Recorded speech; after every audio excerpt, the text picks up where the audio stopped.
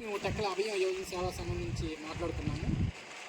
టెక్కలలో నిరుపేదలకు చేయూతనివ్వడానికి 2017లో అభయం యోజన సేవా సంఘం స్థాపించడం జరిగింది. ఈ సేవా సంస్థ స్థాపించి నేటికి 7 సంవత్సరాలు పూర్తి చేసుకుని 8 సంవత్సరాలు అడుగుపెడుతున్నాము. ఈ సందర్భంగా పలు సేవా కార్యక్రమాలు అనేవి నిర్వహించడం జరిగింది. దానిలో భాగంగా ఈరోజు ఒక 5 నిరుపేద కుటుంబాలకు 25 కేజీల రైసు, 20 రకాల నిత్యావసర వస్తువులను అందజేస్తున్నాము. అలాగే వీటితో పాటు ఒక నిరుపేద కుటుంబంతో ముందుకు ఖర్చు నిమిత్తం కొంత ఆర్థిక సహాయం చేస్తున్నాము. వీటితో పాటు మనం ఎన్ని కోట్లు ఖర్చు పెట్టినా తయారవున్నది రక్తము. ఆ రక్తం అనేది ఎవరూ తయారు చేయలేనిది కనుక రక్తదానం చేయండి ప్రాణదాతల కండి అనే నినాదంతో ఈరోజు కొంతమంది యువకులతో రక్తదాన కార్యక్రమాన్ని కూడా నిర్వహించాము.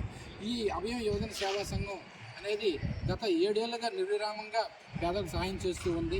అలాగే ప్రతిరోజు కూడా 50 మంది భిక్షగాలకు మా వంతుగా అన్నదానం అనేది చేస్తున్నాము. నిత్యాన్నదాన కార్యక్రమం చేస్తున్నాము. ఇది అభయం యువజన సేవా సంఘంలో భాగమే.